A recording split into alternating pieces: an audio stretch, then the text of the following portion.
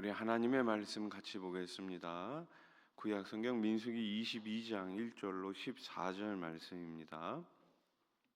함께 읽겠습니다. 이스라엘 자손이 또 길을 떠나 모압 평지에 진을 쳤더니 요단 건너편 곧 여리고 맞은편이더라. 십볼의 아들 발락이 이스라엘이 아모리인에게 행한 모든 일을 보았으므로 모압이 심히 두려워하였으니 이스라엘 백성이 많음으로 말미암아 모압이 이스라엘 자손 때문에 번민하더라. 미디안 장로들에게 이르되 이제 이 무리가 소가 밭의 풀을 뜯어 먹음 같이 우리 사방에 있는 것을 다 뜯어 먹으리로다 하니 그때에 십볼의 아들 발락이 모압 왕이었더라. 그가 사신을 부올의 아들 발람의 고향인 강가 부돌에 보내어 발람을 부르게 하여 이르되 보라, 한 민족이 애굽에서 나왔는데 그들이 지면에 덮여서 우리 맞은편에 거주하였고 우리보다 강하니 청하건대 와서 나를 위하여 이 백성을 저주하라. 내가 혹 그들을 쳐서 이겨 이 땅에서 몰아내리라. 그대가 복을 비는 자는 복을 받고 저주하는 자는 저주를 받을 줄을 내가 알미니라. 모압 장로들과 미디안 장로들이 손에 복채를 가지고 떠나 발람에게 이르러 발락의 말을 그들에게 전하매 발람이 그들에게 이르되 이 밤에 여기서 유숙하라. 여호와께서 내게 이르시는 대로 너희에게 대답하리라. 모압 귀족들이 발람에게서 유숙하니라. 하나님이 발람에게 임하여 말씀하시되 너와 함께 있는 이 사람들이 누구냐? 발람이 하나님께 아뢰되 모압 왕 십볼의 아들 발락이 내게 보낸 자들이니이다. 이르기를 보라, 애굽에서 나온 민족이 지면에 덮였으니 이제 와서 나를 위하여 그들을 저주하라.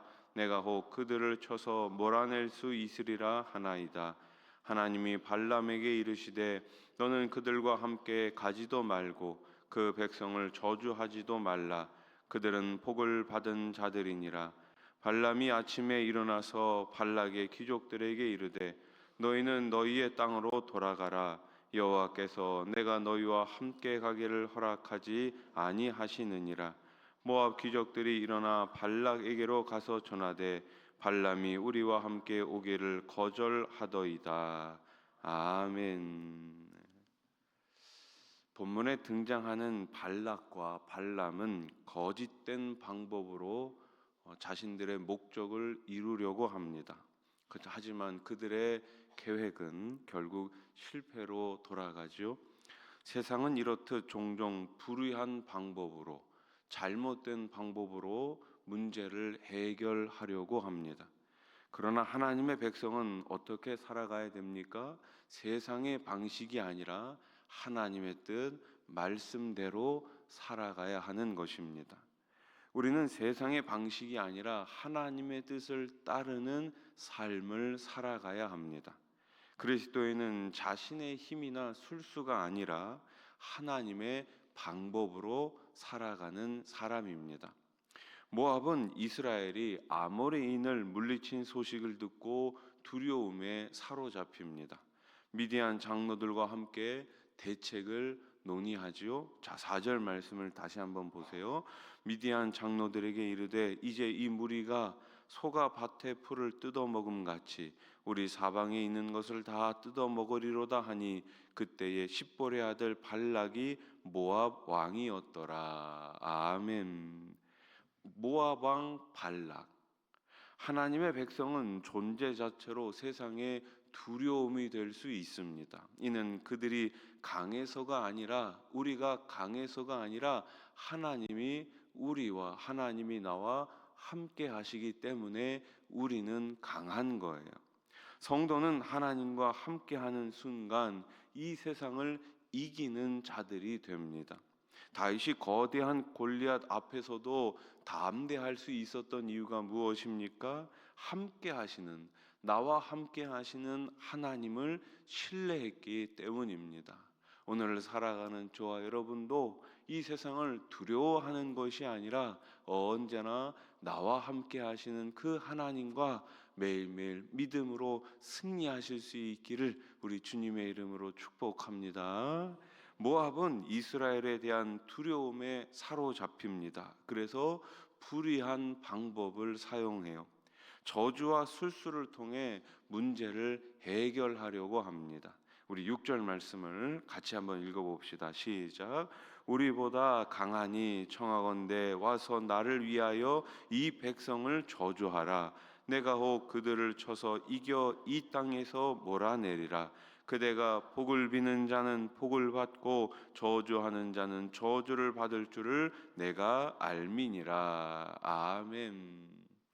사람들은 원하는 결과를 얻기 위해 온갖 불의한 방법과 꼼수를 동원하기도 합니다. 그러나 그리스도인은 달라야 하겠죠.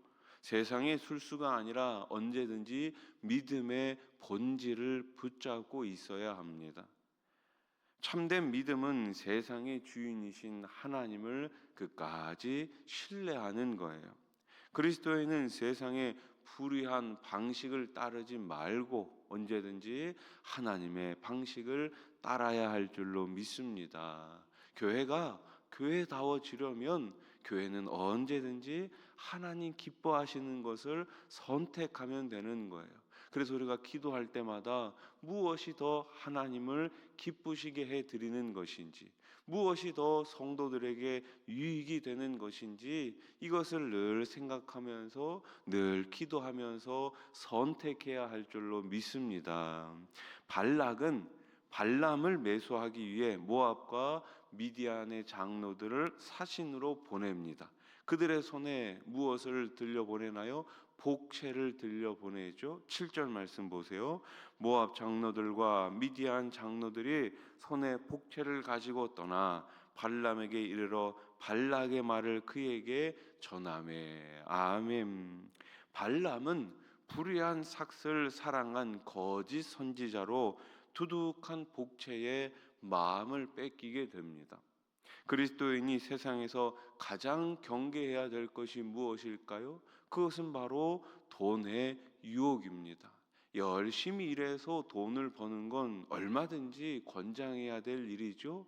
일한 만큼 대가를 받아 누리는 우리나라가 되기를 소망합니다. 그런데 잘못된 불의한 방법으로 돈을 모으는 것은 결국에는 패망의 지름길일 수밖에 없습니다. 성경은 돈을 사랑함이 일만하게 뿌리가 된다 이렇게 이야기합니다. 돈이 필요 없다는 말씀이 아닙니다. 돈은 필요합니다. 올바르게 벌고 올바르게 사용될 때 그 물질은 하나님이 기뻐하시는 물질이 될 수 있습니다. 그러나 하나님보다 돈을 더 사랑하게 되면 결국 그 돈 때문에 일만하게 뿌리 잘못된 길로 갈 수밖에 없는 거죠. 그만큼 돈의 유혹은 강합니다. 그리스도인에게 돈은 어때요? 하나님의 뜻을 이루는 도구가 될 뿐 결코 목적이 되어서는 안 되는 것입니다. 거짓 선지자 발람은 돈 앞에서 머뭇거리는 모습을 보이죠. 8절 말씀 보세요. 발람이 그들에게 이르되 이 밤에 여기서 유숙하라. 여호와께서 내게 이르시는 대로 너희에게 대답하리라. 모압 귀족들이 발람에게서 유숙하니라. 아멘. 당연히 거절해야 했음에도 불구하고 발람은 일단 그들을 받아들이죠. 탐욕에 이끌려 타협하는 모습을 보이기 시작합니다. 이는 돈을 따라가는 그의 행보의 시작일 뿐이에요. 성도는 언제든지 불의한 일 앞에서 단호할 줄 알아야 합니다. 죄는 그 모양이라도 단호하게 거절하고 멀리해야 하는 것입니다. 조금의 여지도 남겨서는 안 되는 것이죠. 성경은 온갖 더러운 것과 탐욕은 너희 중에서 이름조차 부르지 말라 이렇게 교훈합니다. 그러므로 우리는 세상의 불의한 방법에 조금도 가담하지 말고 처음부터 바른 길로 가야 할 줄로 믿습니다. 따라해 보십시오. 처음부터 바른 길로 갑시다. 우리가 흔히 이야기하잖아요. 첫 단추가 중요하다고요. 첫 단추를 잘못 깨면 계속해서 잘못 깰 수밖에 없습니다. 그래서 우리는 첫 단추가 아주 중요한 거예요. 오늘 이 새벽에 첫 시간을 하나님과 만나는 여러분들에게 큰 은혜와 복을 더해 주실 줄로 믿습니다. 첫 단추를 잘 깨신 거예요. 발람은 하나님의 말씀을 사신들에게 전하며 그들과 함께 가기를 거부하죠. 그런데 이스라엘이 복을 받은 백성이므로 저주할 수 없는 사실은 말하지 않아요. 자, 13절 말씀 보세요. 발람이 아침에 일어나서 발락의 귀족들에게 이르되 너희는 너희의 땅으로 돌아가라.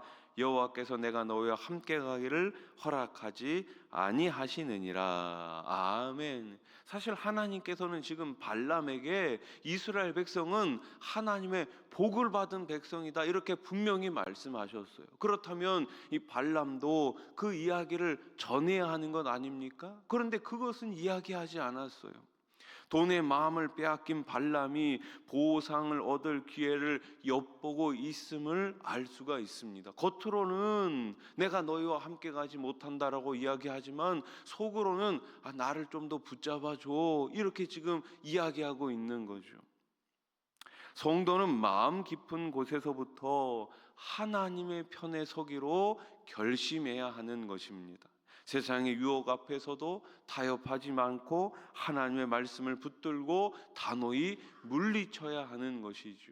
우리 찬양 중에 이런 찬양이 있잖아요. 세상의 유혹 시험이 내게 몰려올 때에 나의 힘으론 그것들 모두 이길 수 없네. 그렇습니다. 세상의 유혹 시험이 오늘 나에게 계속해서 밀려 들어올 때에 내 힘으로는 이길 수가 없어요. 그렇기 때문에 오늘도 우리는 여전히 말씀 앞으로, 십자가 앞으로, 주님 앞으로 나아가야 할 줄로 믿습니다.